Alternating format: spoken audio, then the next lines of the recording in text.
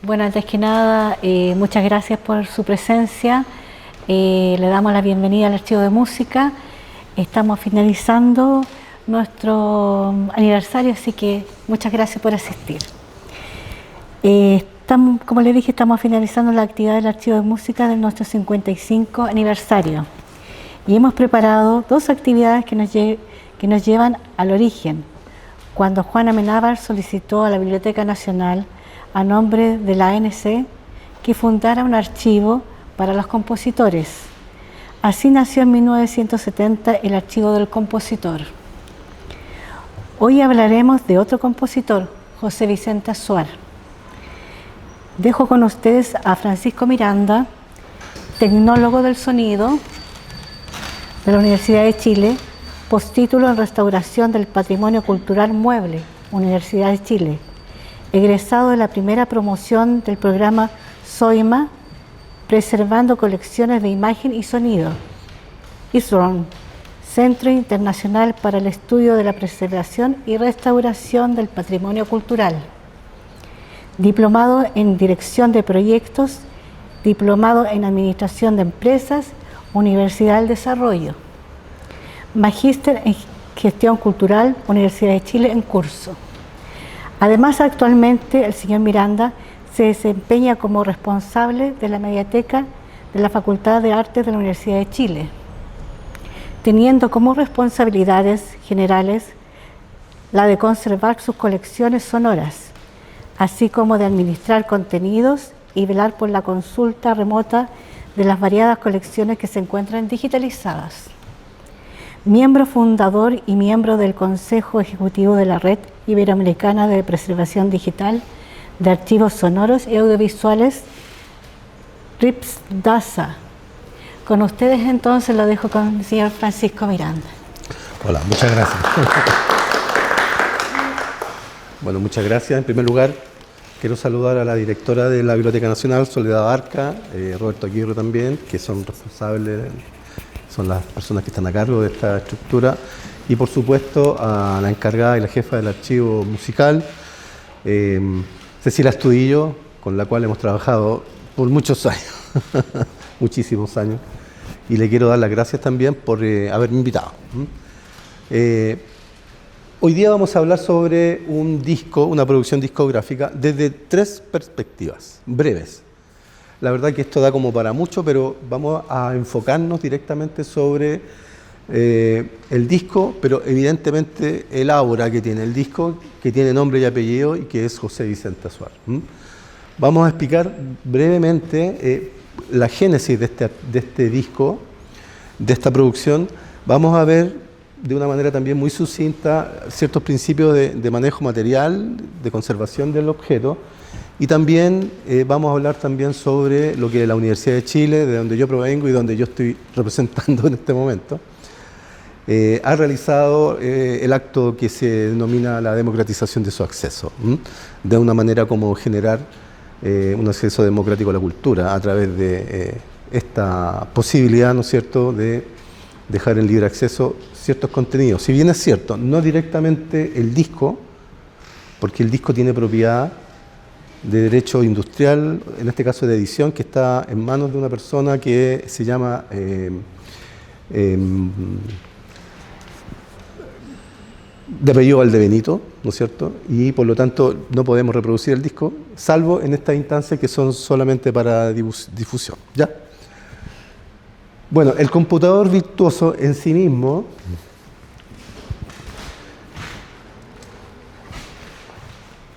es un proyecto que toma forma y se edita en el año 1973. ¿Ya? Es un disco de vinilo y es una producción que es el resultado de un largo proceso de formación académica de José Vicente Azuar. ¿Ya? El disco es este. Este disco salió para la venta en una cierta cantidad de ejemplares, que creo que fueron 500, y básicamente obedece a una materialización de conocimientos que José Vicente Azuar adquiere en Chile y adquiere en un periplo en Europa y en Estados Unidos. Básicamente, Este es un disco que finalmente se concreta por este doble perfil que tiene el músico y el ingeniero. Básicamente, ese doble perfil navega por dos instituciones, Universidad de Chile y Universidad Católica. Estoy un poco incómodo acá, pero espero que ustedes me disculpen.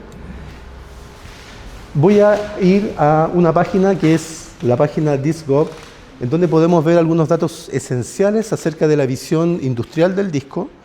Esta es una página que en el fondo está pensada para todos aquellos que quieren comprar y que quieren de alguna manera hacer transacciones con sus producciones o con, en este caso ya, materiales que son ultra valiosos. Un disco como este ya está sobre los 100.000 pesos, incluso más, en Estados Unidos. El disco de José Vicente Azuar está dividido en dos partes. Una, que es la visión que tenía José Vicente Azuar en cuanto a formar personas, y la segunda es en experimentar con ciertas programaciones que se concretan en este disco. Este disco sale bajo la label, ¿no es cierto?, sobre la empresa IRT el año 1973. El año 1971 IRT había sido nacionalizada por el gobierno Salvador Allende. Por lo tanto, los máster, que son las que podríamos definir las planchas de producción de este disco, eran estatales, de alguna manera, ¿no? O sea, el año 1989 esos materiales son transferidos, son vendidos a Pedro Valdevinito, y por lo tanto Duplicaset, creo que se llama la empresa, tiene los derechos sobre este disco, industrialmente, como editor. Por lo tanto, la verdad que yo no sé si han salido otras ediciones de este material. Sin embargo, se ven y se observan dos paradojas a nivel de lo que son las producciones industriales y de la producción discográfica, en que existen simultáneamente los originales en la casa de la familia de José Vicente Azuar y existen los originales de la producción discográfica en la empresa IRT. Y a su vez existen copias de los materiales en la Universidad de Chile. O sea, de alguna manera se maneja como, de alguna manera, el concepto de patrimonio musical dividido en lo que fue la génesis artística y la génesis industrial. Y por otro lado, se genera, como lo vamos a ver al final, una acción de la Universidad de Chile en la generación de un proyecto que justamente busca que podemos salvar, ¿no es cierto?, esta limitación que tenemos de poder accesar libremente estos materiales a través de una página en donde nosotros podemos escuchar una parte de esos originales que son los que estaban en la casa del compositor o de los hijos de José Vicente Azuar. ¿En qué mes de 1973 salió el disco? ¿Te acuerdas? Mira, es difícil encontrar ese dato, ¿ah? Sí, no, pero fue antes de septiembre, creo que fue en marzo, pero no fue antes, o sea, no fue después. O sea, esto ya estaba dentro del catálogo general. Yo creo que los musicólogos y los investigadores deberían saber o deberían investigar cómo fue esa transferencia, que fue legal, por supuesto, pero que de alguna manera queda como un ejemplo claro de que el patrimonio también pasa de manos del Estado a manos de privados. ¿Ya? En la música, en Chile, eso es como un poco inaudito, en el entendido de que esta era una empresa del Estado. ¿Ya? Punto. Bueno, en esta página que yo la pongo como referencia y que es muy interesante, está pensada como para que uno se fije en ciertos detalles, aparece el sello discográfico, aparecen dos datos que son relevantes, que es el ILS 129, que es el número de catálogo de IRT, que es fundamental para poder referenciar, ¿no es cierto?, en publicaciones y ubicar la identidad del objeto, como punto uno. Y además aparecen otros datos que son, como podríamos llamar, datos anexos, que son sumamente relevantes, que son los números de las matrices.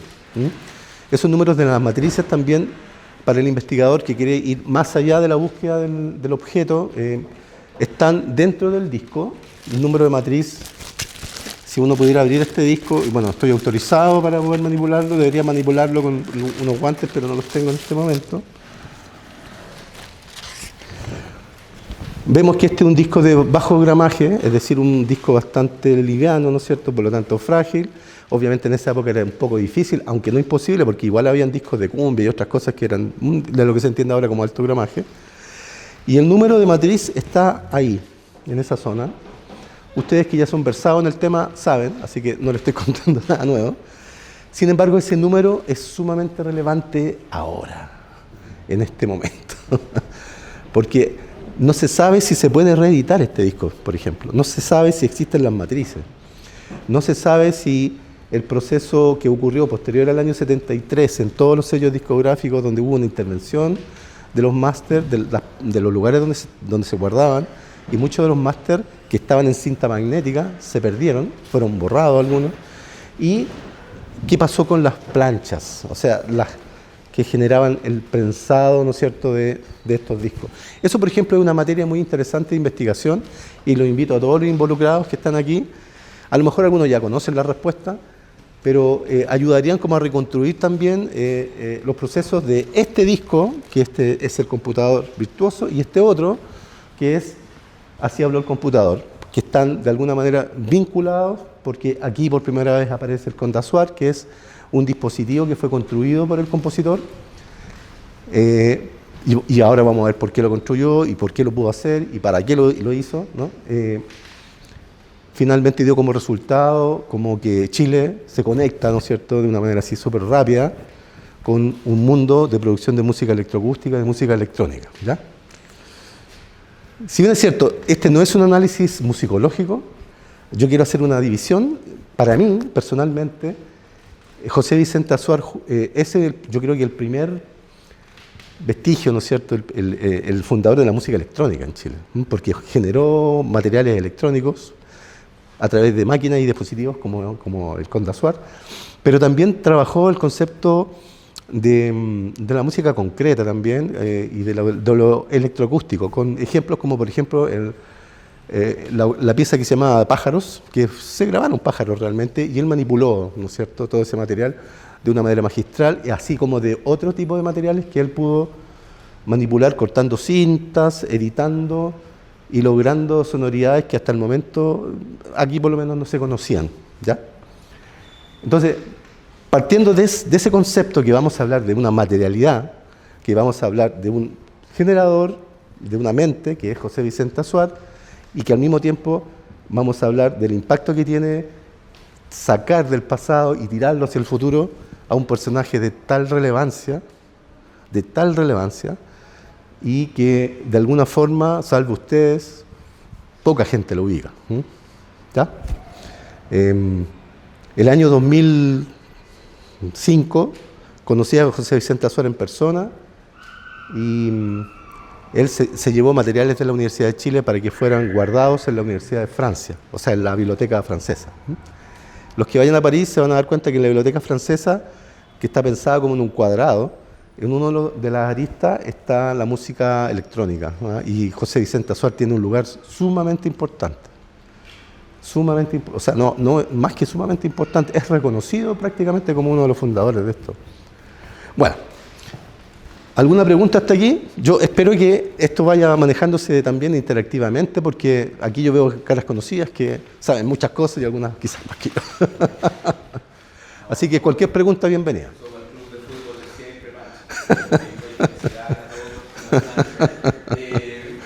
Tengo un par de cositas respecto a lo que dijiste recién, porque llegué hace 5 minutos.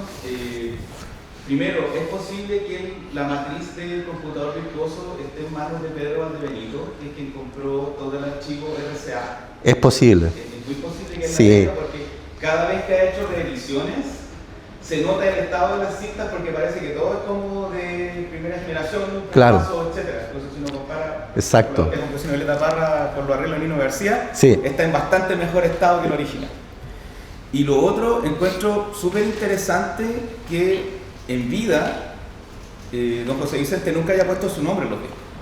Claro. Que por ejemplo diga que esto es el Departamento de Tecnología del Sonido de la Universidad de Chile, que eso es incluso en sí mismo afirmación alineada con el proyecto 5 y con todo lo que se está viviendo en la época de la UP. Y que nació al computador repite el mismo procedimiento, tampoco es él el que hace.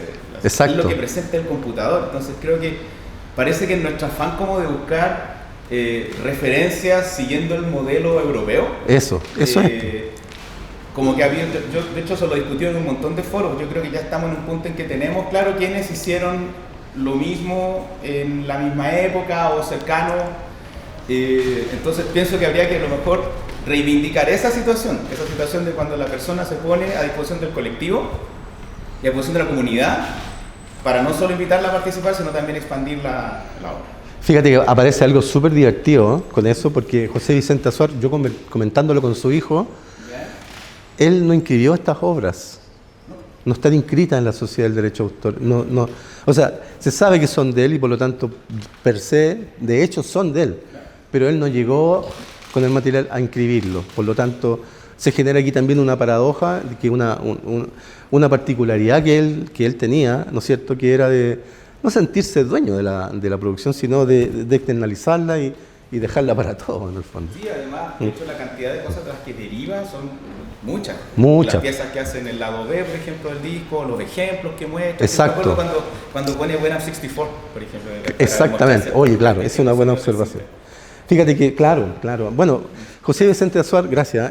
Tú dijiste algo muy importante. José Vicente Azuar era un personaje, una persona muy diferente a lo que normalmente se entiende como académico, como músico.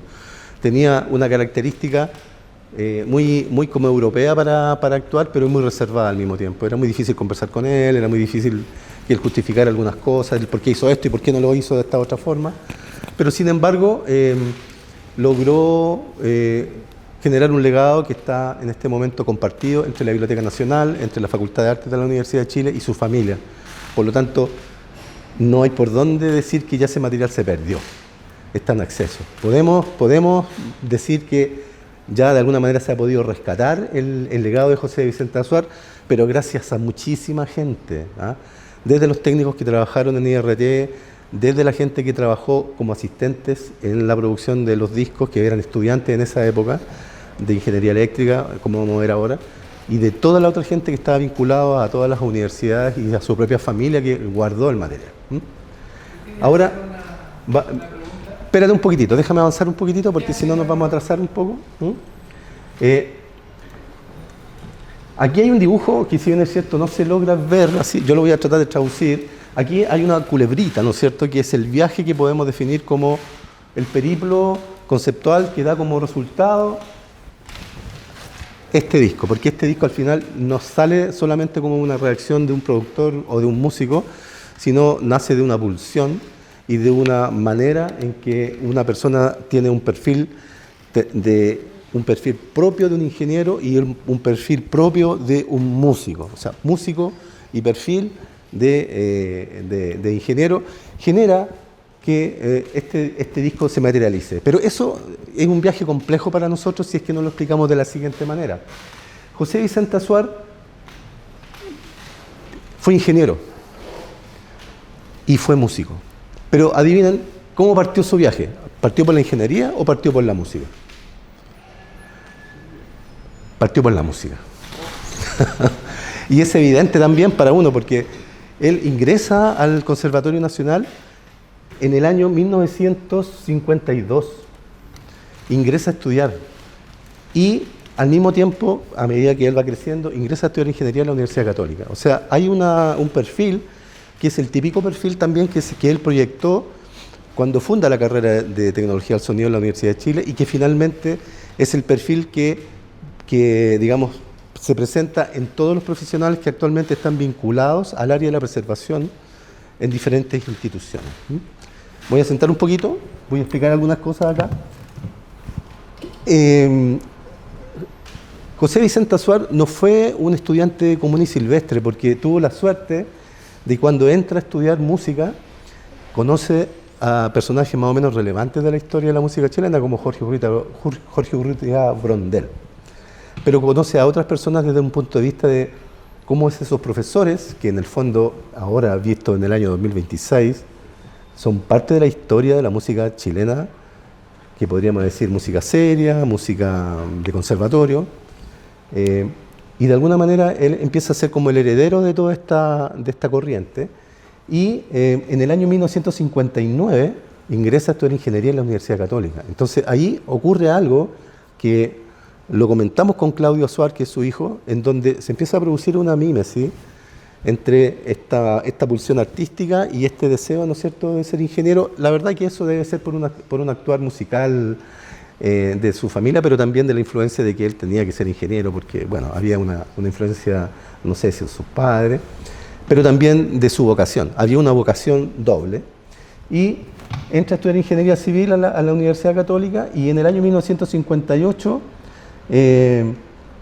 lo que empieza a ocurrir es que se da cuenta de que hay una relación entre la generación, o sea, en su mente habría una relación entre la generación de sonidos musicales y no musicales a través de productos de sistemas electromecánicos y sistemas electrónicos, ¿ya? Y por lo tanto es como llamado por uno de sus profesores guía a reorientar su tesis hacia la construcción de un estudio, ¿no es cierto? Y de máquinas, ¿no es cierto?, para poder generar tarde o temprano, ¿no es cierto?, una cierta cantidad de elementos que pudieran tener cierta organicidad.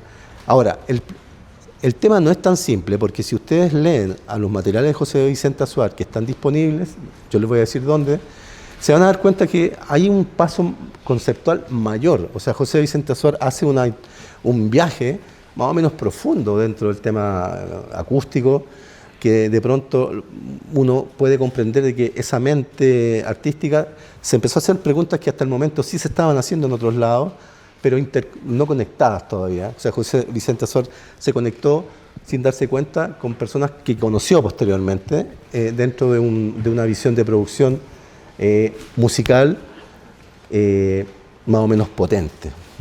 La verdad que muchos de ustedes seguramente conocen con más precisión la historia de él, pero empiezan a ocurrir cosas que son relevantes. Primero, hay que dividir la formación de José Vicente Azuar en una formación propia que está hecha acá en Chile y otra formación que podríamos decir que tiene que ver con una fase 2, que es la que está acá, que consiste en el viaje, ¿no es cierto? Voy a eliminar estas cosas de acá arriba. Espérense un segundito, que creo que se ven un poco, a ver si se pueden ver ahí.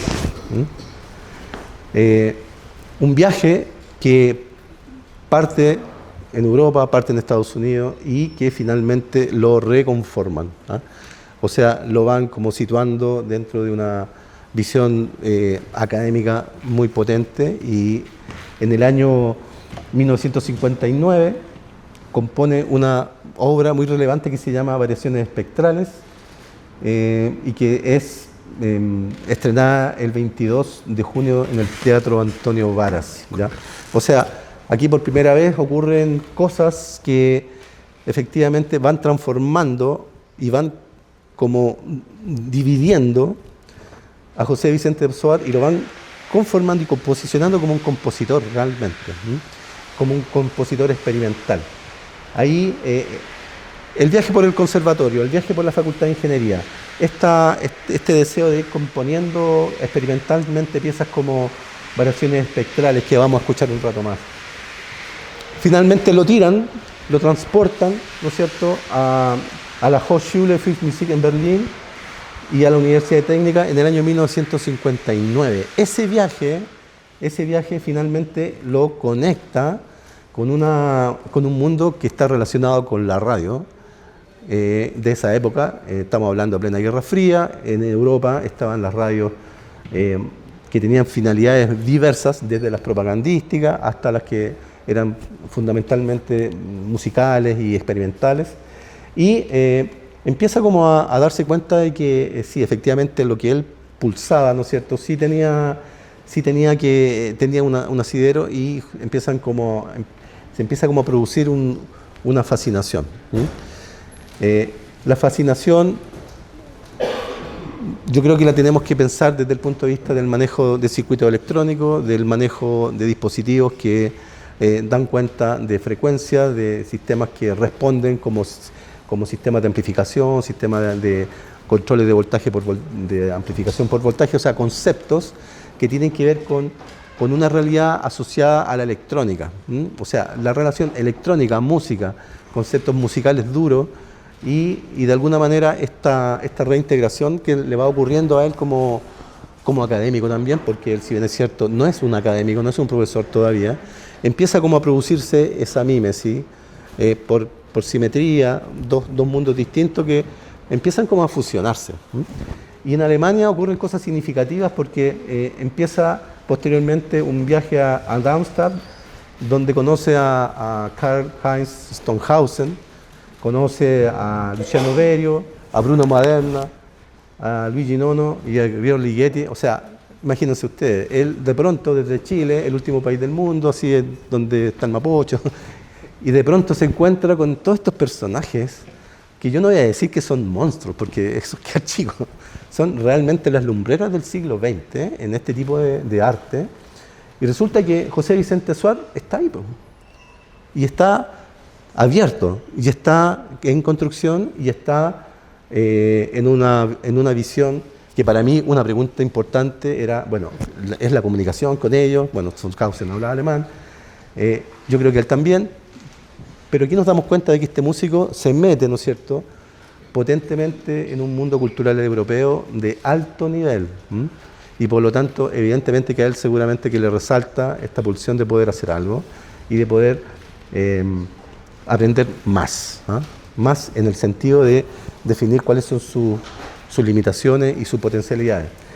Curiosamente, aparecen oportunidades muy interesantes porque le ofrecen la posibilidad de ir a trabajar a la Badische Hochschule für Musik en Karlsruhe para construir un laboratorio, y donde él finalmente aprende cómo construirlo en el concepto alemán, por supuesto, y lo construye después acá en Chile, lo construye en la Universidad de Chile, lo construye también en otros lados. O sea, el hecho de ir a aprender, la capacidad intelectual de él, y también todo este proceso tan como de aceptar que yo vengo a aprender acá, que yo no sé y quiero aprender. Yo soy una persona que, a pesar de quién era él, y quién llegó a ser, esa humildad. Vuelvo a decir, él era una persona de difícil manejo, tenía un carácter muy especial, pero aún así uno podía acercarse a él y de pronto comunicarse, y él comunicaba. Era como un juego en el fondo con él. Bueno, aquí ocurren cosas que yo aquí las he resumido, pero de alguna manera también los invito a que ustedes consulten la bibliografía que él hizo, que escribió, porque a través de eso ustedes se van a dar cuenta de que hay un fuerte impacto en el producto final, que son estos discos y todo lo que él después hizo y sus investigaciones, porque estamos hablando del año 1970, antes del año 70, 59, 60.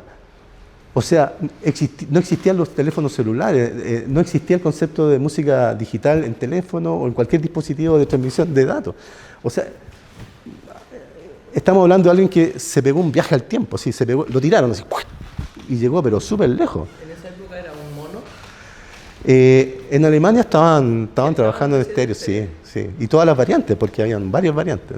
Imagínate que los Beatles también grabaron en alguna de esas variantes.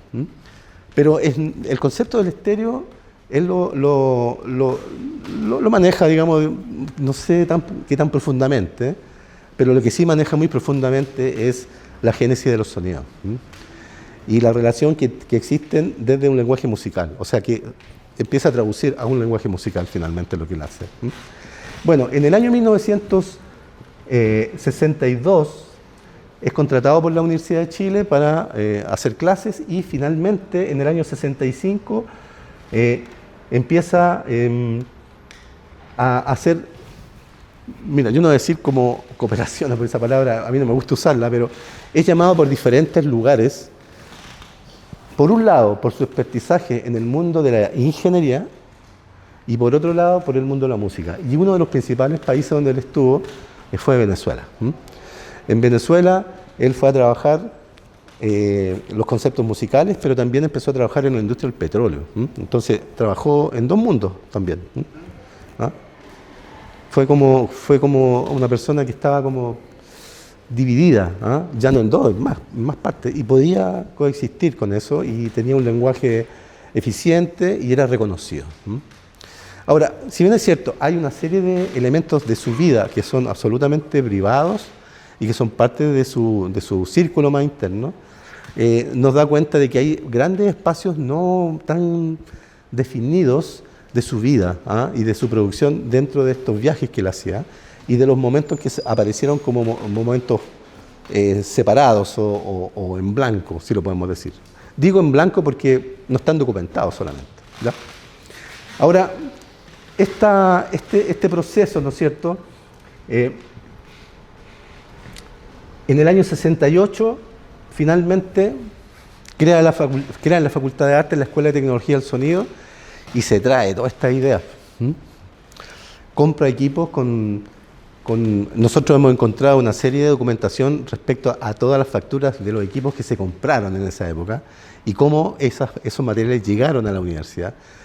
La Universidad de Chile en ese momento tenía lo mejor y lo más avanzado en ese tipo de equipos electrónicos. Se compraron SMUG, se compraron teclados para interconexión y se compraron dispositivos sueltos para construir cosas. Y módulos también.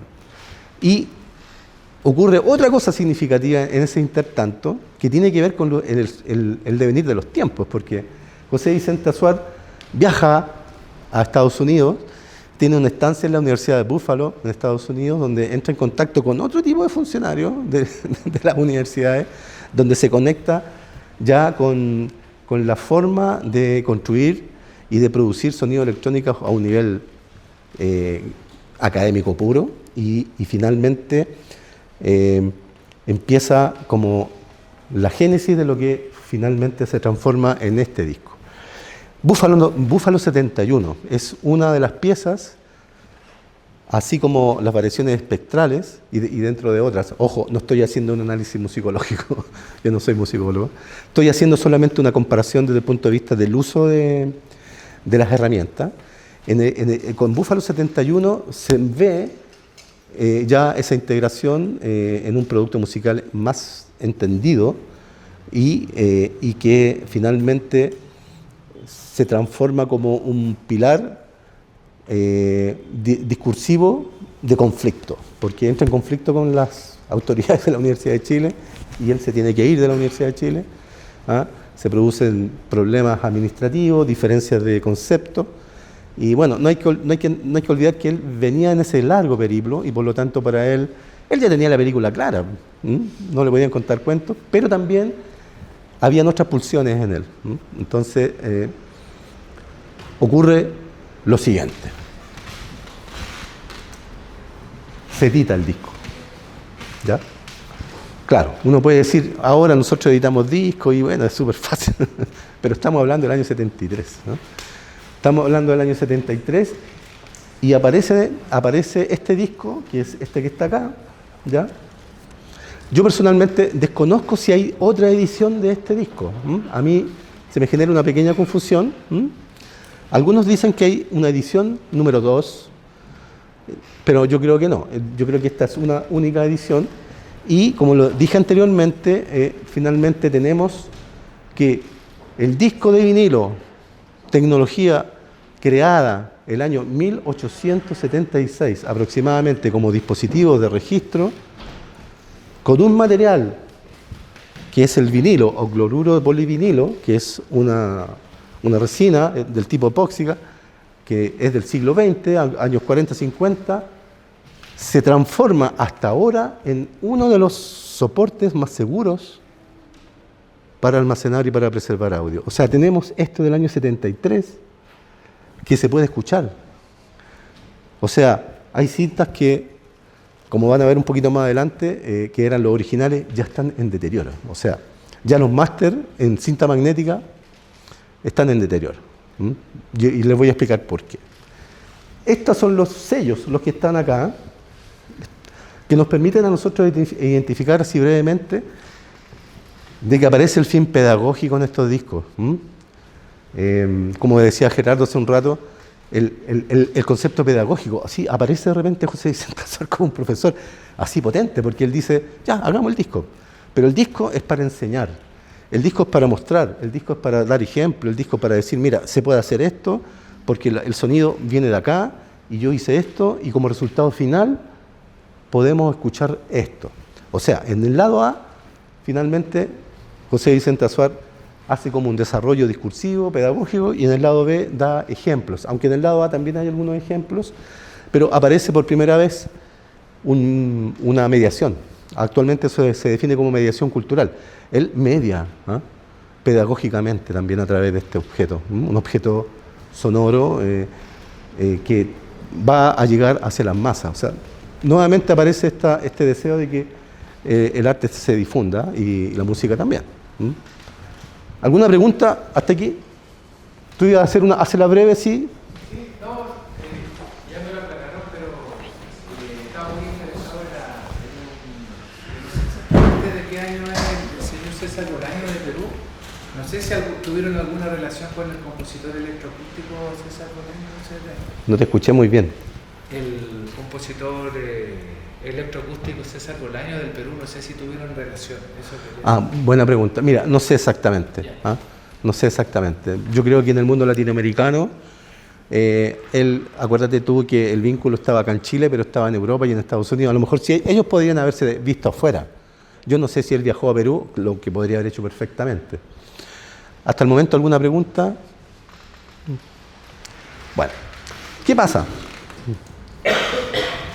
Bueno, aquí estoy mostrando un poco el disco por atrás. Esos datos ya los vimos de una visión, digamos, donde él quiere compartir también los créditos. El disco en sí mismo tiene varios ejemplos que son tomados de la música clásica y de alguna forma, pensando que estamos en el año 73, se parecen mucho quizá en algún momento a algunos sonidos de los teléfonos actuales, de 8 bits. Sin embargo, evidentemente que aquí, todo esto que nosotros escuchamos ahora y tenemos en acceso, él estuvo ahí. Él estuvo en donde se generaron esas ideas. No vamos a decir que él generó toda esa industria, pero sí se topó con esa gente. Y también da los créditos a personas que lo ayudaron. O sea, algunos alumnos de ingeniería de sonido también que estaban ahí, como Víctor Rivera, que lo ayudó a trabajar. O sea, esa transparencia de generar los créditos apropiados, ¿no es cierto? De decir, mira, sí, yo lo hice, pero me ayudó tal persona, y este trabajo lo hicimos juntos. Eso yo creo que habla y va a hablar siempre muy bien de él, a pesar de esa dificultad, ¿no es cierto?, de poder hablar como directamente, pero un tipo que quiso dejar plasmado todo lo que pudo, porque en un momento X él se desconecta y se dedica a otras cosas, y la música queda en un cierto stand-by. ¿Cuál es la naturaleza del proyecto? Si analizamos un poco más profundamente por qué José Vicente Azuar hizo este disco, ya que estamos hablando de este disco en realidad, de alguna manera este es un acto un poco curatorial, la naturaleza del proyecto es generar construir un computador. O sea, en su mente estaba la idea de construir un computador y de generar un disco que sea didáctico, que tenga como propósito hacer lo que decíamos al principio, una mímesis, o sea, generar ese concepto de que es la máquina la que hace la música y no el que construye. O sea, lo que es un concepto un poquito cibernético como concepto, que ahora es manejado también casi automáticamente. O sea, no nos damos cuenta que estamos haciendo eso a través del consultar inteligencia artificial para componer y otro tipo de cosas. El propósito de él era demostrar que un computador podía hacer música y lo logra. Ese era un objetivo importante. Pero el computador no era un computador como este. Era un computador que él fabricó. O sea, estoy hablando del Conte Azuar, a pesar de que este disco lo hace con una lámina que voy a explicar ahí, con un computador que es el que había en la Facultad de Ingeniería de la Universidad de Chile. O sea, él juega con esos computadores que ya existían, programándolos de alguna manera, pero también con la idea de generar también otro tipo de dispositivos, con el entendido de que él también podía construir algo que sea como complementario. Esa visión complementaria igual es súper fascinante porque él decía, bueno, a mí me lo dijo, había que usar lo que había, pero lo que había no era suficiente para él. Ese fue como el objetivo. Y yo creo que los objetivos podrían haber sido mayores, pero bueno, lamentablemente yo no pude tener mayor comunicación con él. Y la innovación, desde el punto de vista como más de administración, la innovación fue que él efectivamente pudo hacer intercomunicación entre máquinas, teclados, tanto con un computador que existía en la Facultad de Ingeniería y con maneras, ¿no es cierto?, de generar ciertas secuencias y uso de lenguajes de máquina, que eran más que lenguajes de máquina en el fondo, cuando no existía el MIDI. El MIDI como lenguaje no existía. Entonces él nuevamente utilizó algo que no existía como concepto de, como que si alguien dijera, mira, yo voy a hacer esto, pero claro, yo sé que no lo puedo hacer, pero a lo mejor lo puedo hacer, y lo hizo, y dio el paso a que efectivamente demostró que los dispositivos se podían comunicar electrónicamente, se podían sincronizar. Se podían utilizar computadores, se podían utilizar dispositivos fabricados. ¿Alguna pregunta hasta aquí? El que sepa más que yo, dígame si me estoy equivocando, porque a lo mejor sí. Una pregunta. ¿El computador que se usó para el computador virtuoso entonces era un computador que ya existía o que igual lo fabricaron? Porque en el disco atrás dice como... Claro, bueno, ahí, claro, para este disco se usó el IBM 360 y el PD8. Ahora, si bien es cierto, estamos hablando de este disco, ¿no es cierto?, de este disco, hay otro disco, que es este, que se llama el computador virtuoso, en donde no queda tan claro, y ahora hay un musicólogo muy importante que podría haber estado acá, pero no llegó, que es Federico Schumacher, que está trabajando con el tema de José Vicente Azuar desde hace mucho tiempo. La verdad que él está en un gran proyecto de avanzada para poder abrir conceptualmente ese Conde Azuar, que es ese que está ahí, o sea, porque efectivamente, o sea, aquí hay piezas que sí se hicieron con este. El computador virtual se hizo en la Facultad de Ingeniería. Ahora, a mí me genera ciertas dudas, luego que he escuchado muchas veces el disco, que hay, como la programación actual uno lo puede generar, hay un alumno de ingeniería que hizo un equivalente, ¿no es cierto?, a esta programación y sacaron los mismos sonidos, pero lo que se quiere es hacer funcionar este dispositivo para compararlo. Hasta el momento no se ha podido echar a andar. No. ¿Por qué? No saben cómo prenderlo. Claro. Gerardo. Claro, ya aparece el Conde Azuar en el estado que estaba en el año 2010, y literalmente era achatado. Y lo expusieron después del 2013 y se veía peor que en el documental. Entonces, de verdad, si lo que se quiere hacer es reconstruirlo, hay que partir de todo, desde dentro y también desde fuera, porque está en muy mal estado. Claro, es una caja de Pandora. Es una caja de Pandora. Es realmente difícil saber cómo prenderlo. De hecho, el Claudio, la última vez que hablé con él, me dijo, mira, yo no me acuerdo cómo esto funcionaba, porque él era un niño. O sea, era un niño, un cabro chico. El problema de la familia también. La familia acompaña, no necesariamente está participando en el proceso. Exacto, claro. Entonces, aquí él interactúa con la Facultad de Ingeniería de la Universidad de Chile, con estos dispositivos, con la programación, con el alumno de sonido que también estudia ingeniería, y por lo tanto aquí podemos concluir dos cosas. La primera es que este es un híbrido como concepto tecnológico, o sea, es un producto híbrido de productos industriales, primero que nada, y de programación. O sea, la programación también es un gran punto para investigar en este momento. Hay gente que ya está trabajando en eso. O sea, imagínense, programación, construcción, integración, mediación. O sea, muchos factores que están ahí como interactuando sin que el mismo compositor se dé cuenta. O sea, él está trabajando de una manera súper integral. Y aparece este disco. Bueno, preguntas. ¿Qué pasó con José Vicente Azuar después que este disco salió? Bueno, José Vicente Azuar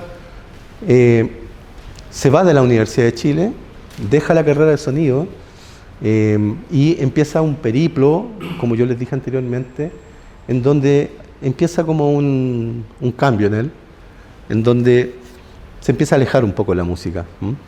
No totalmente, pero se aleja. Y queda como hasta el final de los tiempos, o sea, de sus tiempos, el año 2017, cuando él fallece, él prácticamente había ya olvidado, entre comillas, que él había sido un gran músico y él, cuando le preguntaban si, o sea, mejor dicho al revés, él se extrañaba que se acordaran de él, por ejemplo.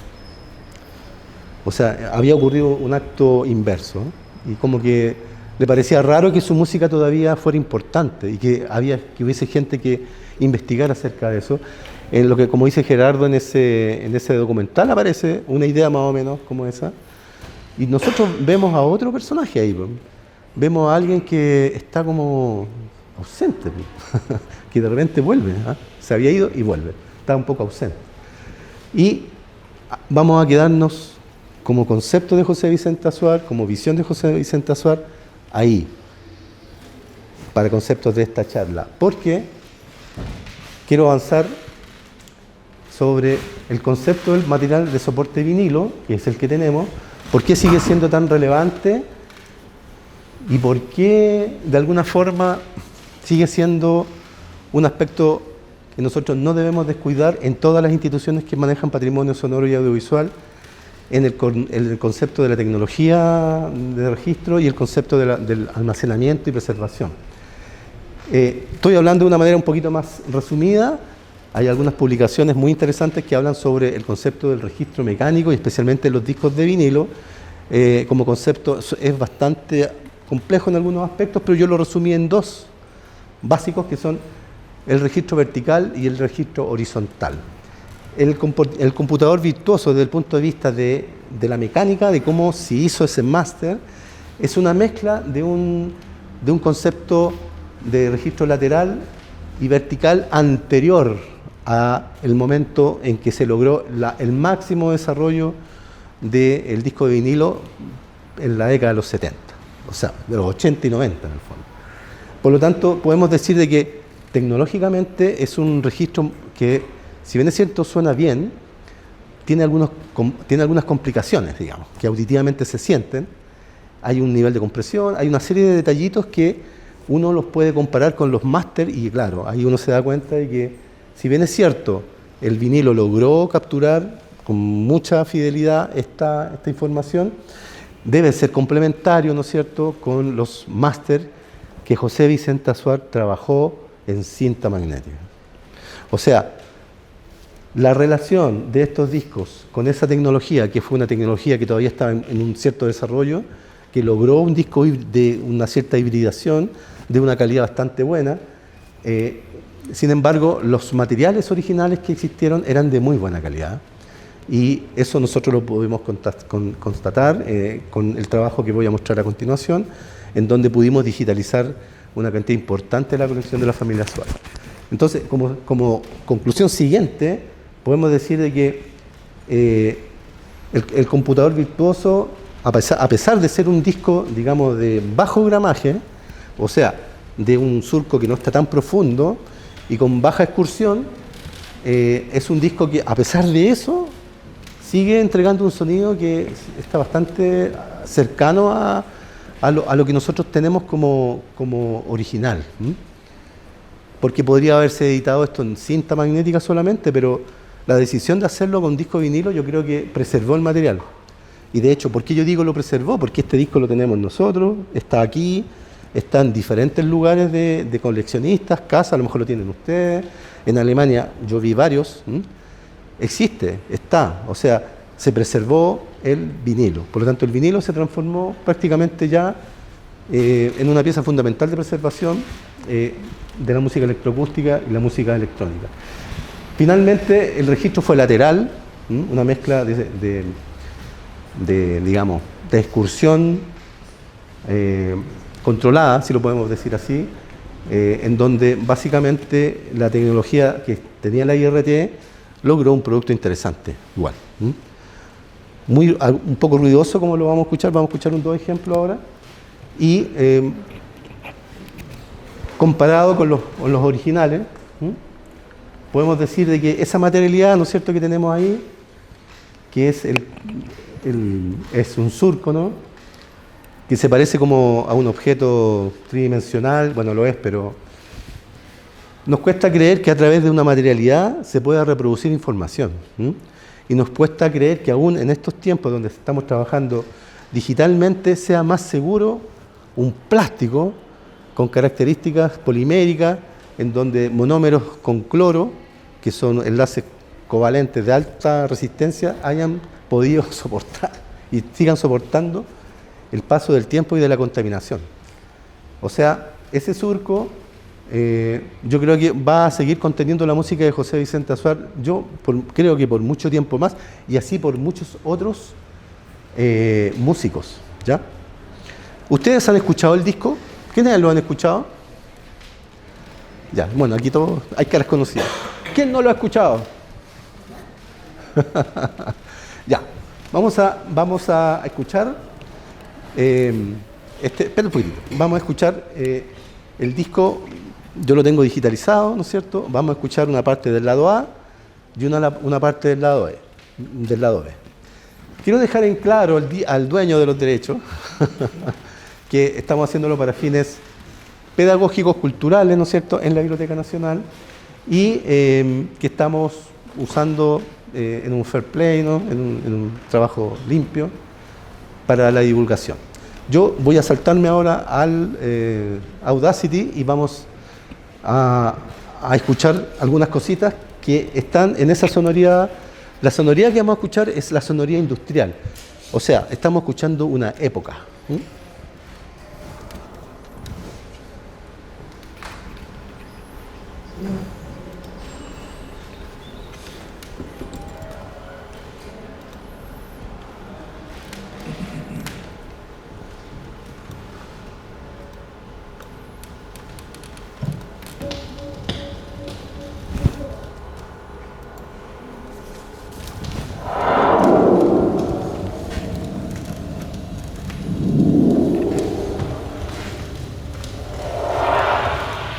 Sonidos electrónicos, música con computadores.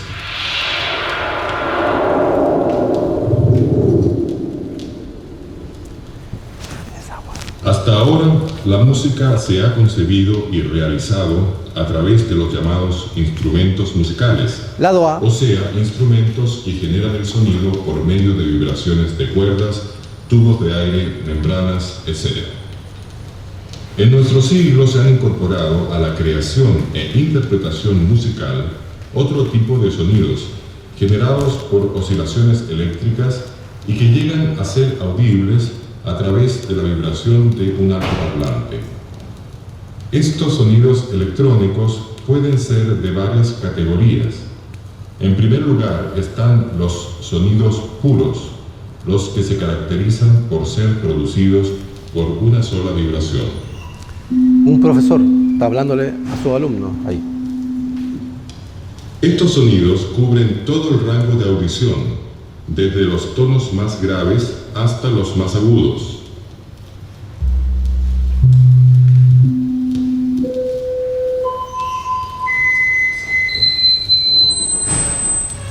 Y también se pueden afinar según las escalas tradicionales de música.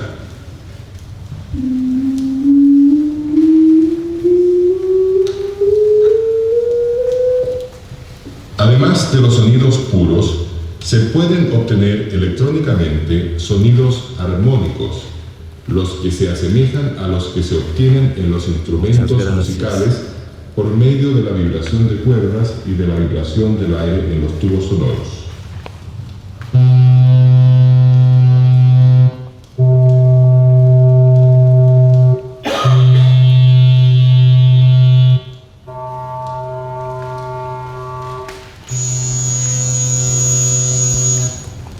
Todo sonido armónico está constituido por una agregación de sonidos puros, según una escala llamada escala natural de armónicos. Escucharemos un sonido armónico y después la escala de sonidos puros que se van agregando hasta conformar el sonido inicial.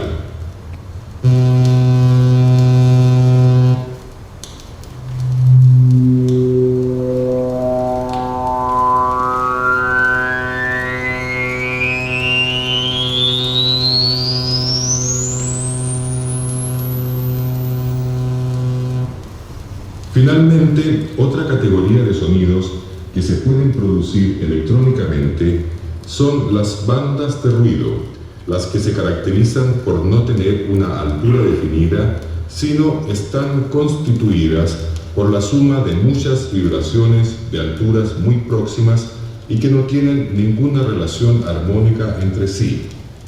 El ruido que cubre toda la gama audible se denomina ruido blanco. Filtrando el ruido blanco se pueden obtener las bandas de ruido, las que pueden ser afinadas con cierta aproximación.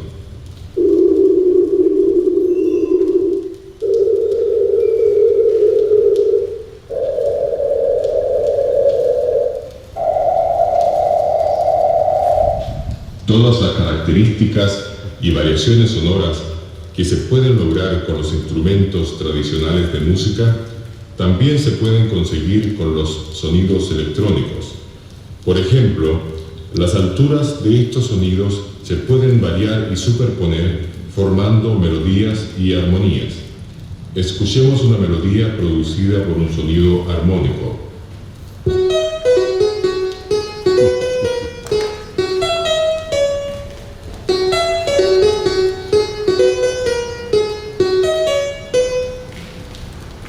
Ahora, otra melodía con un sonido tipo banda de ruido.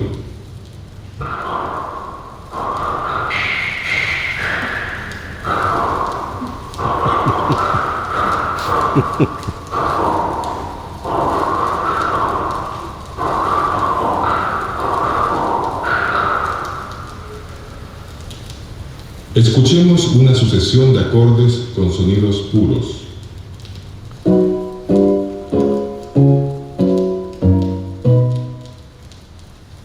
También con sonidos electrónicos se puede imitar a los instrumentos de música. Para ello es necesario determinar la evolución del sonido en el tiempo que caracteriza a cada instrumento. Por ejemplo, un sonido como el siguiente aparentemente no se asemeja a ningún instrumento musical, pero si hacemos que tenga una variación en el tiempo semejante a la de una trompeta, se escucharía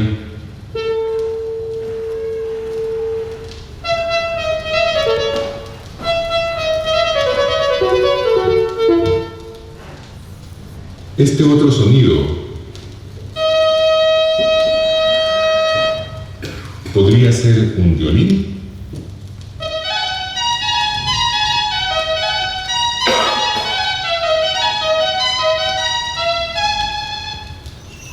Y este otro, un clarinete. El sonido que sigue es un tanto extraño. Podría ser una campana.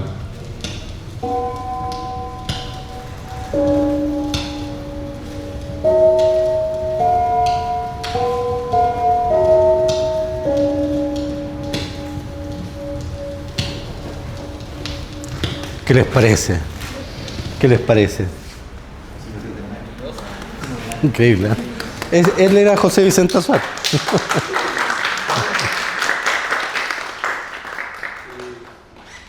Tengo la hipótesis de que este disco lo grabaron en Splendid, ¿En dónde? en el estudio Splendid, Ya, por el reverb que tiene la locución. ya. O sea, que es el reverb de todos los discos grabados en la noche en Splendid. Claro que sea. Oye, sí. ¿No hay datos de quién lo habrá grabado? Fíjate que sí había un dato, pero yo no lo conozco bien oficialmente, ¿ah? Porque fíjate que la mayoría de las personas que de esa época, que estuvieron como técnicos, como los ejecutivos, ya se fueron de este mundo. Dime. Yo tenía una consulta en relación al tema que habló del plástico. ¿Sí? ¿Qué pasa con los vinilos anteriores de acetato? ¿Eran de peor capacidad como duración en el tiempo? ¿Sabes eso? Bueno, sí, sí. Goma. Sí, lo que pasa, bueno, en cuanto al concepto de la conservación, aquí está mi amigo Rodrigo que está trabajando con eso, él sabe también que este vinilo, el cloruro de polivinilo, es un tipo de soporte que fue que finalmente la industria aceptó y utilizó finalmente. Pero existieron otro tipo de soportes, como las baquelitas, como otro tipo digamos, de vinilos con otras características químicas, y acetatos, discos instantáneos, discos de aluminio con recubrimiento de nitratos de celulosa, de vidrio, con nitrato de celulosa, o sea, de cartón. Hay una enorme cantidad de soportes que también fueron utilizados, pero finalmente con diferentes tipos de, digamos, podríamos decir, de niveles de permanencia. El inglés, que a mí no me gusta mucho usarlo, pero usa la palabra permanencia como para definir con un número cuánto va a durar un material. ¿Ah? Y en el caso, si pudiéramos utilizar ese mismo concepto, el nivel de permanencia que tiene el cloruro de polivinilo es notablemente mayor y por lo tanto fue el que se adoptó finalmente.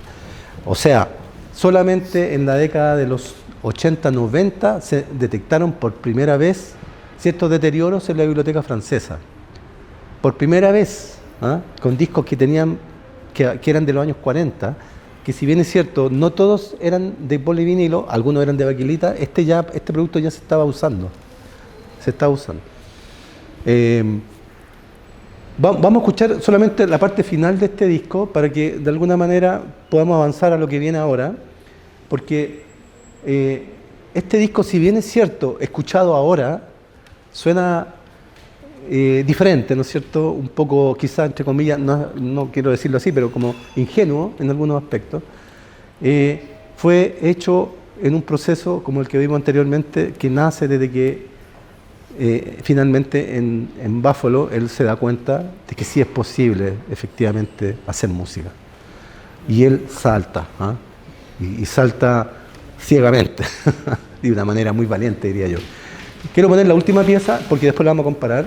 Lamentablemente aquí tenemos una pequeña para mi juicio una gran limitación tecnológica, porque lo que yo tengo grabado está todo en estéreo y se notan los estéreos, ¿ah? Y se nota el juego estéreo que no lo vamos a poder escuchar aquí, pero suponiendo que nos podemos saltar ese concepto por ahora, voy a poner la última pieza, un pedacito en realidad, para que veamos hasta dónde llegó este personaje.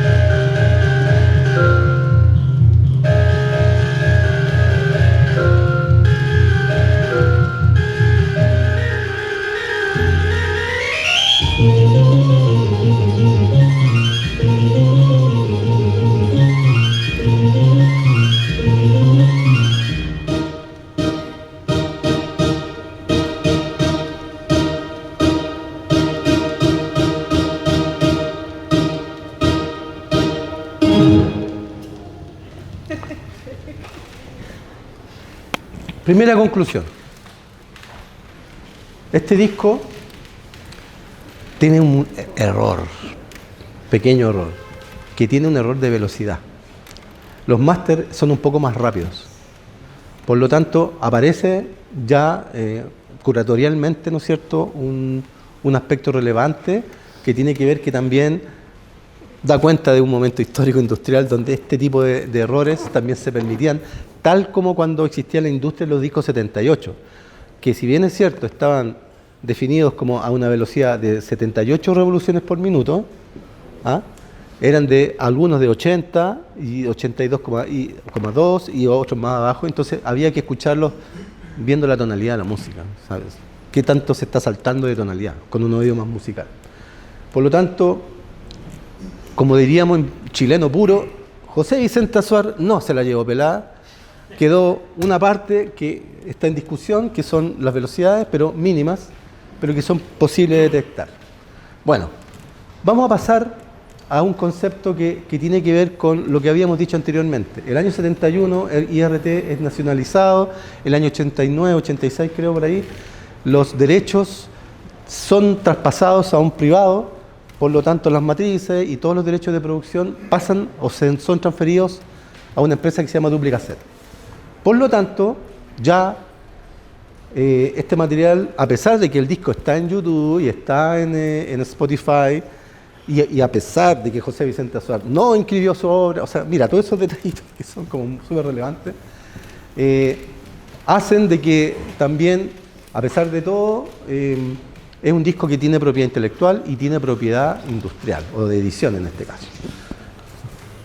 Si no existiera, o si hubiera un cambio de legislación que restringiera aún más el acceso a colecciones controladas por YouTube o por otro tipo de sistemas de acceso, controlados porque hay que pagarlos, aunque claro, uno dice, pero si uno puede entrar gratis, claro, puede entrar gratis ahora, no sabemos lo que va a pasar después y eso en estos días ha quedado claro.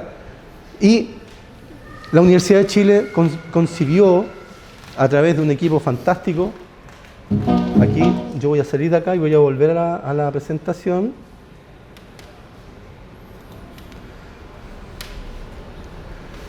Voy a saltar algunas cositas. Para ti, te voy a poner esta presentación, esa lámina. Aquí está la construcción polimérica del cloruro polivinilo y gracias al cloro, a ver,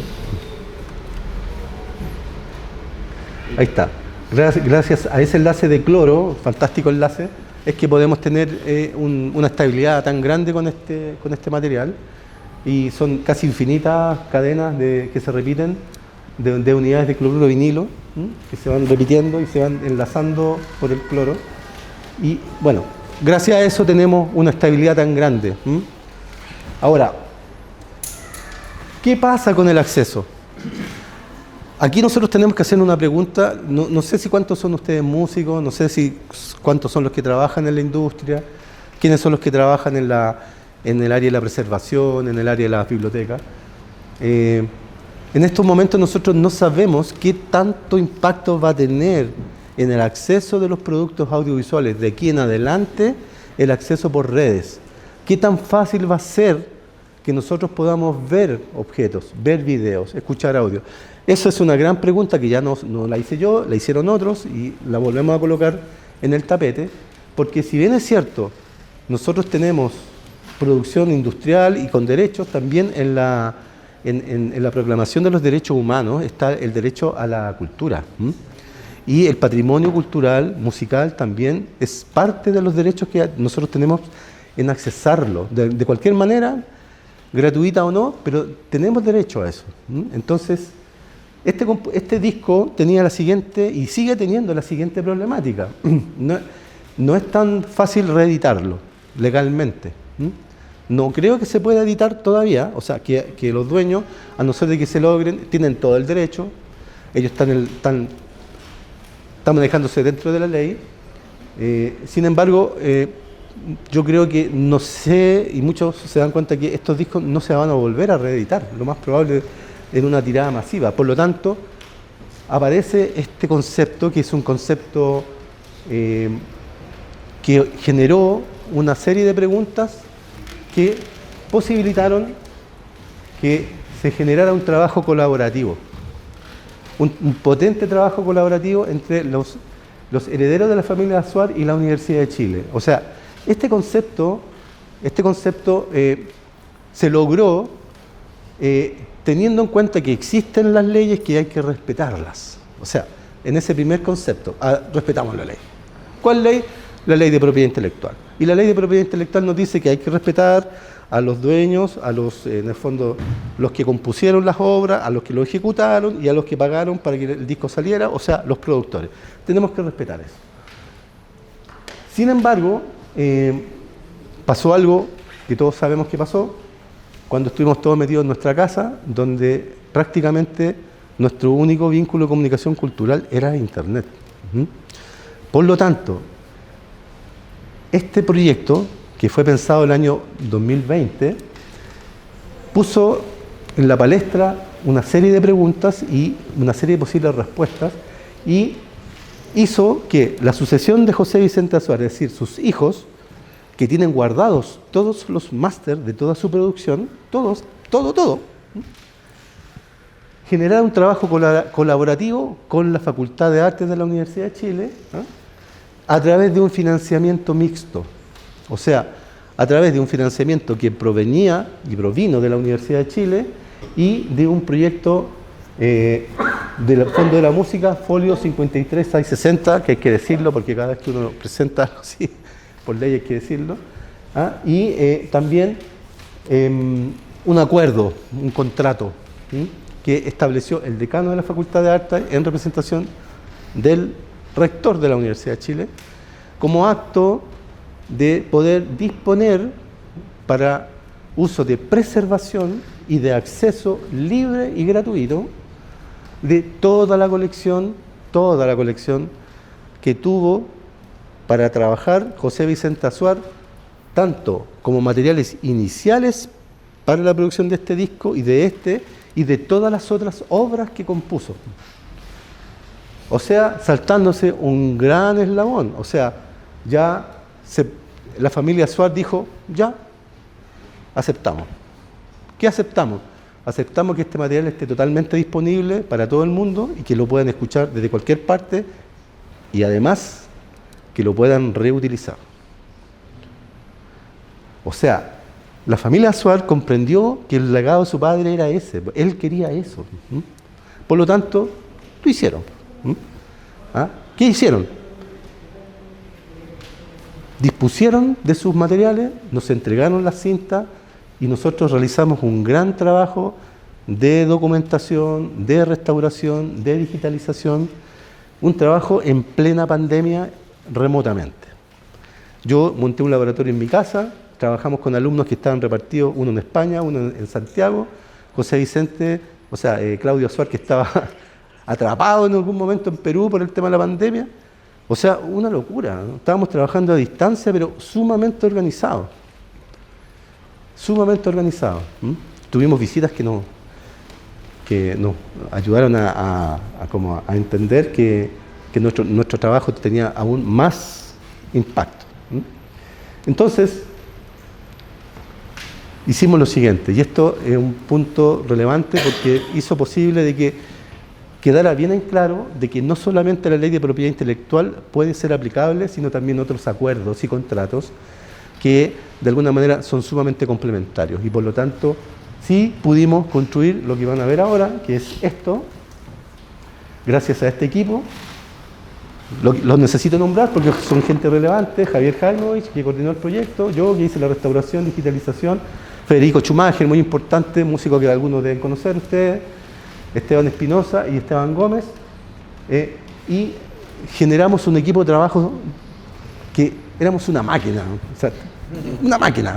no le veíamos la mente, así, trabajando simultáneamente, nos conectamos con una línea de internet de alta velocidad, por lo tanto estábamos trabajando todo el día desde nuestras casas y veíamos todo lo que hacíamos todos, rápido, todo rápido. Una cantidad de errores que se podían corregir en el acto, así era súper eficiente. ¿Y qué resultó? Resultó que se generó un concepto, claro, no es tan novedoso aparentemente, pero sí lo que nosotros hicimos fue dar un paso más, porque generamos un sitio de archivo Azuara. O sea, empezamos a generar este concepto. En filosofía, como yo le decía a la Anita, se habla sobre lo que es el transomatismo o transomático, cuando tú tienes un sistema, ¿no es cierto?, de acceso a información y te vales de otra herramienta que está conectada, que forma una rama, pero con otra tecnología y con otra manera de enfocar la información. Y lo que nosotros hicimos es generar pedagógicamente, conceptualmente y utilizando las reglas de la archivología o de la archivística, de la conservación y de la restauración y del consejo de muchos especialistas, porque también aquí uno tiene que consultar dudas y la internet fue muy útil y generamos este sitio web. Este sitio web es un sitio web de la Universidad de Chile, financiado por la Universidad de Chile y que permite lo siguiente. Si yo pincho aquí, ustedes pueden hacerlo, es gratuito. Entramos a esa plataforma. Es una plataforma muy sencilla, fue hecha de alguna manera, de una manera dura. ¿Qué sentido esa palabra? ¿Qué significa? Significa que se lograron como no gastar tantos recursos en cosas que sean innecesarias. Se trabajó con una plataforma como sin muchos adornos, no tan pesadas, pero con información concreta, donde nos dice el inicio, aquí en la página principal, nos habla sobre José Vicente Azuar. Si nosotros pinchamos ahí, nos habla quién fue el personaje, ¿no es cierto? Me voy a sentar mejor. ¿Lo ven, no es cierto?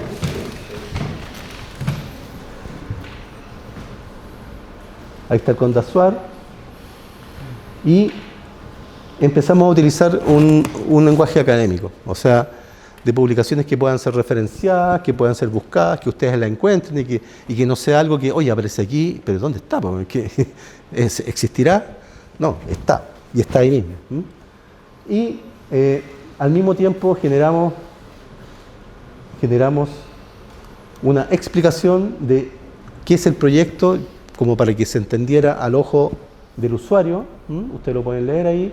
Se describen las características, los métodos que se utilizaron, qué tipo de cintas existían, quién era el equipo de trabajo que acabamos de ver, quiénes son los que financiaron, y aplicamos la norma ISA-ADG, que yo sé que algunos, la mayoría quizás no la conozca, salvo a personas como la Cecilia, que ella es una profesional en el área y la conoce perfectamente, en el sentido de que utilizamos herramientas de la archivología, de la archivística, para poder hacer potente la herramienta, para hacer descripciones precisas y en modelamiento activo, o sea que se pudieran ir retroalimentando. Francisco, una consulta. Diego, hola. Dentro de esa página ¿solo está lo referente a José Vicente Azuar o hay otros compositores igual? Solamente José Vicente Azuar. Yeah. ¿Y sabes por qué? Porque nosotros con su familia, o sea, como José Vicente Azuar falleció el año 2017, tuvimos que hacer un contrato con la sucesión de José Vicente Azuar a través de sus hijos. Y el representante de sus hijos, o sea, el hijo mayor, y el decano de la Universidad de Chile, representando al rector de la Universidad de Chile, hicieron el contrato. Por lo tanto, el acceso a la información es legal. Tendríamos que haberlo hecho con todos los otros músicos y muchas veces eso no se puede hacer. Hay complicaciones con las familias, no están de acuerdo en que esos materiales sean públicos, hay muchos problemas. Bueno, y lo principal es que aquí nosotros entramos al catálogo, ¿ya? Y en el catálogo, cuando ustedes empiezan a conocer mejor la página, ustedes pueden empezar a tener acceso a la documentación existente en ese momento y a escuchar la música, ¿ya? Mira, nosotros, a sugerencia mía y a sugerencia también de un amigo nuestro francés que utiliza un programa que se llama Telemeta, que yo lo he usado con los mexicanos, amigos que trabajan en esto también, en el sentido de poder ver también la representación gráfica como la que vimos anteriormente en el Audacity. Para nosotros era importante también de que esa representación gráfica también la pueda ver la persona que está accediendo al material. Porque de alguna manera ocurre algo en el cerebro, ¿no?, que necesita que exista esa dualidad de estar viendo y estar escuchando. Entonces, ¿qué pasó? Nosotros acá, yo voy a poner buscar acá y voy a poner el computador virtuoso. Que ya lo tengo medio puesto ahí. Y voy a poner buscar y va a aparecer el máster que está ahí, que se utilizó para trabajar el disco. Y Si tú te fijas, acá aparece una obra que no aparece en el disco. O sea, según digamos, José Vicente Azuar, hay una versión electrónica de Guaraíra Repano, que no se utilizó y que podría haberse usado en el computador virtuoso. Pero el disco no da cuenta de eso. Sin embargo, todo lo que tiene que ver con la manera en que los originales se utilizaron da cuenta de que, y más la información, de que José Vicente Azuar utilizó además muchas versiones, hizo varias versiones de cada obra y se eligieron algunas más que otras en relación a ciertos criterios. Criterios que me parece que tienen que ver con el uso de ciertas sutilezas como los planos, ¿no es cierto?, que tan abiertos eran, el uso del estéreo y el ruido. Ojo, la mayoría de estas ediciones eran hechas manualmente, o sea, estaban las cintas pegadas, no había edición digital, todo fue hecho a mano, y uno de sus hijos, que es el Claudio, me decía, yo me acuerdo cuando yo estaba siendo un niño pegando con cútex los pedazos. Entonces fíjense, aquí el computador virtuoso aparece y yo lo tengo que ver acá en ver detalles. Y en ver detalles, bueno, está un poco lenta, estoy usando mi teléfono, pero aquí están las obras que están en el disco, ¿ya? Y vamos a colocar la última, que se llama Danzas de Fuego, y la vamos a escuchar.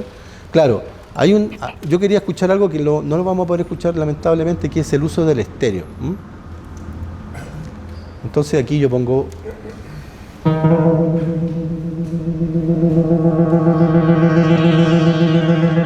Esto ya es una cinta magnética, no es un disco de vinilo, es un máster.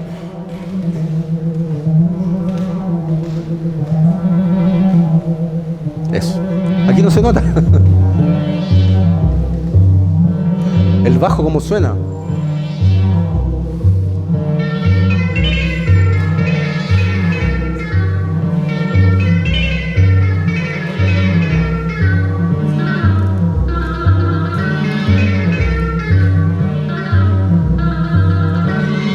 Rango dinámico. Aquí es mayor.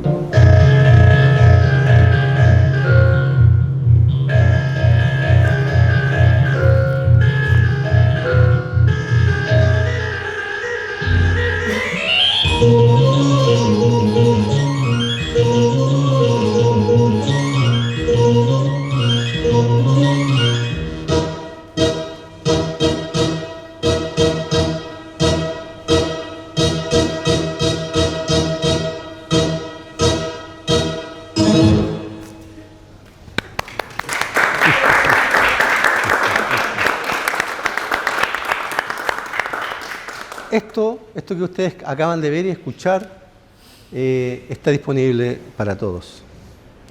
Está para que ustedes lo escuchen, lo investiguen, lo utilicen. Si ustedes quieren editar algo o incluirlo en alguna composición, lo único que tienen que hacer es escribirnos a un correo que hay ahí para que Claudio Azar sepa y de alguna manera autorice, pero lo va a autorizar, ¿ya? O sea, uso colaborativo y fair play 100%. Yo estoy trabajando en un proyecto, motivo por el cual estoy acá. Estoy trabajando en un proyecto audiovisual de una película, independiente y personal. Ya. Sin embargo, por el concepto de la película en sí, como que la música de José Vicente enchufa en algunas partes del proyecto. Entonces, justamente mi presente quería saber si es que ese material, cómo puedo llegar a él, se puede ser utilizable. Sí, puede ser utilizable. Producirlo por otra persona. No, mira, el paso número 1 es que tú le escribas ahí hay un correo, o me escribes a mí, y yo lo derivo a Claudio, que es el que administra los derechos, y se va a comunicar contigo. Él te va a autorizar, te va a decir, mira, ¿para qué? Te va a preguntar. Igual es importante también Sí. mostrarle este lado para qué es. Sí, claro. Sí, porque él me va a preguntar también y me va a decir, oye, mira, me habló tal persona. ¿Ah? Y yo le voy a decir que efectivamente estamos haciendo, digamos, cumpliendo con el objetivo del proyecto, que es hacer una socialización, ¿no es cierto? Y ellos quieren que se use el material. Y no solamente ya lo quieres usar tú, sino ya se ha utilizado. O sea, hay varios otros productos que se han logrado, hay otras composiciones que se han hecho con esto. Y también una serie de producciones como entrevistas. De alguna manera estamos reflotando la memoria, o sea, no de alguna manera, la estamos reflotando. Y yo creo que cosas como, producciones como las tuyas, este material es para eso. O sea, el sentido de hacer todo eso, de todo lo que se ha hecho y de todo lo que han hecho todos los otros colaboradores, es eso, que se recircule. Hay una reutilización. Estamos llegando al final ya espero no haberlo aburrido. Yo sé que esta cuestión es un poco larga en algunos aspectos, pero la verdad que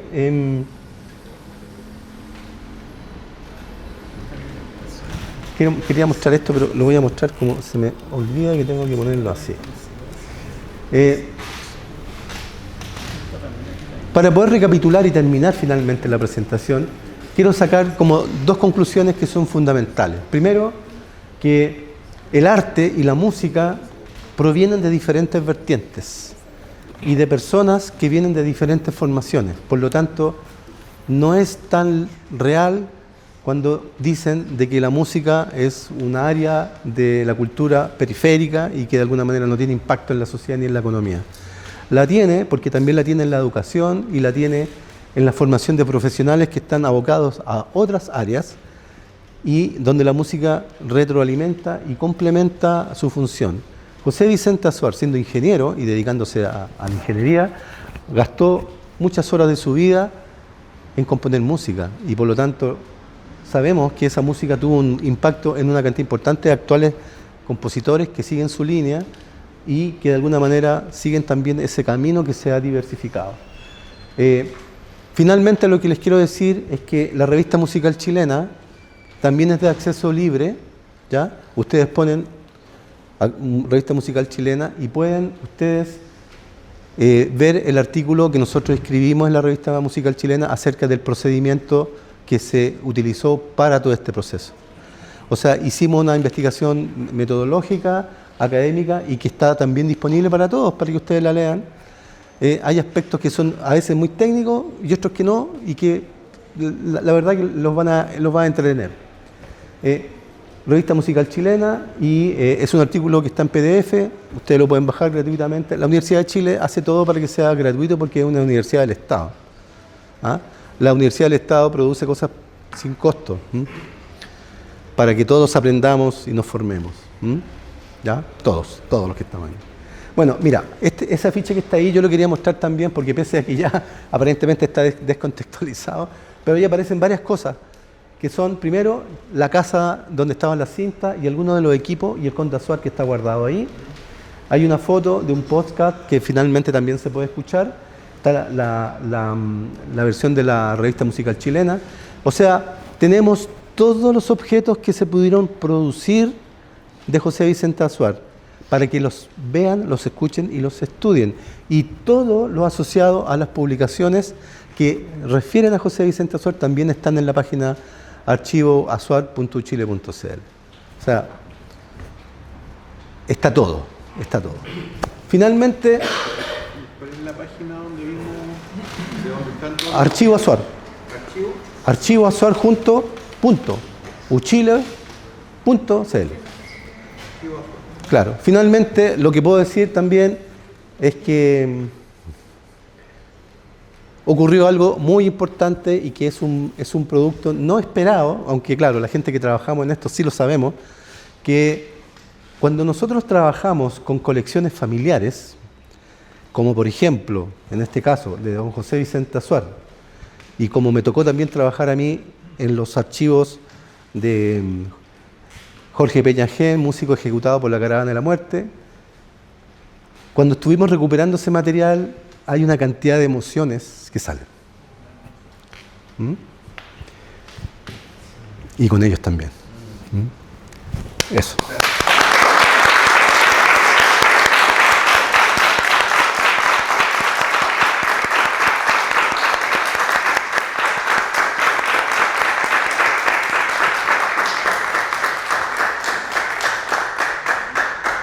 ¿Alguna pregunta así ya más general? Sí, espérate, estaba primero Tomás. También. Diego, después tú. Sí.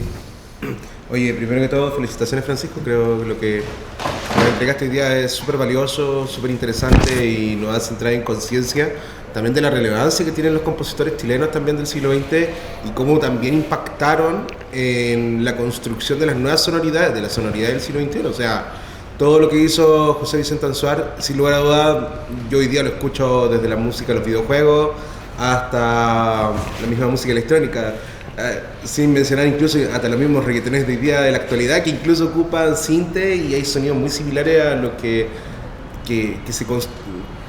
nacen un poquito a partir de esta génesis, que toda esta búsqueda de estas nuevas sonoridades desde la computación. Dicho eso, pero desde mi postura ya como más de gestor cultural, bueno, bien se sabe de que el gestor cultural trabaja mucho en la música desde la perspectiva ya desde el producto creado. Entonces, desde esa vereda, y conociendo también el trabajo que tú haces en el archivo, yo me he puesto a pensar si existen plataformas similares a Naxos, por ejemplo, que alberguen toda la música también de compositores chilenos en general, o compositores latinoamericanos. Ahí uno puede ver de qué manera lo puede abordar. Sin embargo, creo que se hace súper necesario también no solamente para el uso público, sino también para poder ayudar a categorizar, a ordenar las colecciones también y poder fortalecer más el concepto de patrimonio digital, creo yo.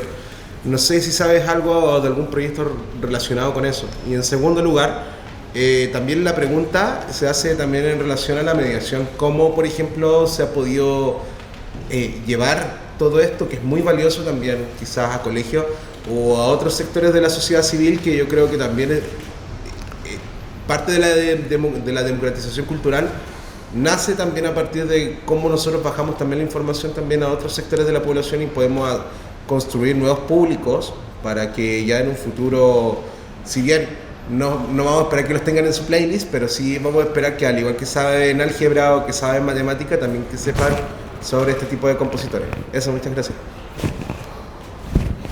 Sí. Te contesto al tiro, voy a dejarle la palabra a tu amigo también que está al lado.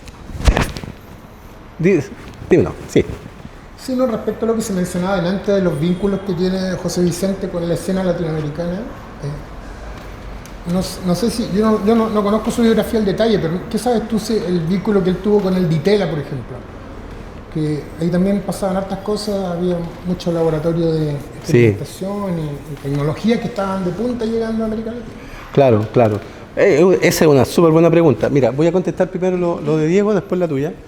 En cuanto a si existen otros archivos en el acto de la democratización de la información en el mundo digital, sí existen. De hecho, la Biblioteca Nacional tiene está en ese proceso.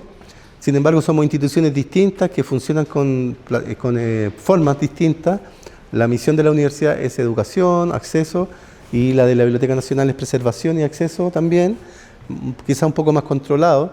Nosotros estamos yendo hacia el control, ya usando herramientas digitales para, digamos, dirigir la audición y el acceso a ciertas colecciones. No hay que olvidar que hay colecciones que tienen ciertas restricciones, no porque nosotros no las queramos mostrar, sino porque las personas que las dejan solamente piden que sean consultadas por investigadores solamente, por ejemplo, ¿ya? O que se vayan a utilizar para ciertas cosas. En la Ciudad de México existe la Fonoteca Nacional. La Fonoteca Nacional utiliza una plataforma implementada por Conaculta, que no sé si existirá todavía, pero es como el equivalente al Ministerio de Cultura, y a través de la Fonoteca Nacional en Coyoacán, que es una localidad que está como a la periferia de la ciudad del DF, bueno, ahora ya no se le dice DF, se dice Ciudad de México, ¿no? Ahí ellos optaron por llevar la Fonoteca Nacional, pero no física, sino a través de enlaces digitales. Entonces, los colegios que están perdidos en la Ciudad de México, el gobierno les puso una bajada, entonces con un computador y ellos pueden escuchar digitalmente. O sea, como Diego, eso sí es posible. Pero en México la cultura es valorada de otra forma. Hay más dinero, hay más recurso humano también, más técnicos, más gente que está trabajando con el tema de la preservación, y por lo tanto están avanzados. México está mucho más avanzado que nosotros en eso. Así que ese es nuestro trabajo, Diego. Para allá tenemos que hacer algo. ¿Ya? Espera un poquitito. Lo que dice tu nombre, ¿sí? ¿Ah? Samuel.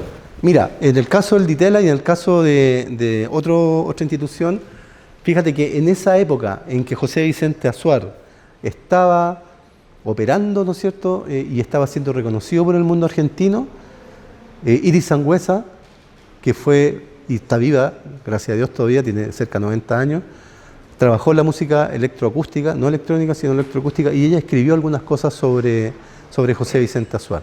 O sea, hay un vínculo ahí, a lo menos en el concepto de, digamos, de referenciar artículos y escritos. Así que sí. ¿Tú me vas a preguntar, Rodrigo? Ya, tú, sí. ¿Cuál es tu nombre? Mi nombre es Romualdo. Romualdo, ya. Sí, bueno, me sumo a las felicitaciones por este trabajo. Pero el que hizo la pega fue Azuar. Sí, es que si no lo hacen ustedes, va a quedar en esa brecha que tenemos como sociedad, de que los pioneros quedan en algún lugar y no se sabe, así como nombraste Jorge Peñaén, aprovecho de nombrar a Claudia Rago, sí. O por ejemplo Luis Torrejón, que fue Luis Torrejón, claro. Otro grande pionero. Grande, sí, sí. Y quiero también brevemente como expandir un poco esto, que no quede solo en un círculo de músicos, que creo que también es otra cosa que siempre intento como romper esas barreras, que no queden en la burbuja, porque me siento un poco tocado directamente por Vicente Azuar, porque él tuvo mucha relación, o sea, no mucha, sino que pedagógicamente estuvo relacionado con un colega mío con quien compartimos, por ejemplo, la pasión por el sonido en set, el registro audiovisual y todo lo que eso incluye. Sí. Entonces por eso la me toca mucho Azuar. Y en mi proyecto personal que estoy desarrollando, me gustaría preguntarte a ti si tuvieras que elegir, por ejemplo, un mes del año en donde debiésemos reconocer a Vicente Azuar. ¿Qué mes tú crees que podría ser? Qué buena pregunta esa. Sí, porque muchas veces puede ser o por una obra, por la fecha del fallecimiento o por su nacimiento, pero si tendrías que pensar en un mes donde podríamos reconocer, digamos en un esfuerzo por romper esta brecha que es tan difícil en Chile de reconocer a los pioneros, por ejemplo. Sí, mira, es una muy buena pregunta, contestando otra que habían hecho. Aquí el disco, el computador virtuoso, fue, digamos, construido, aquí según lo que dice el disco, entre enero a marzo del 73, y fue editado en el 73 como publishing. Ah, sí, de veras, gracias. Por lo tanto sería el mes de marzo. El mes de marzo.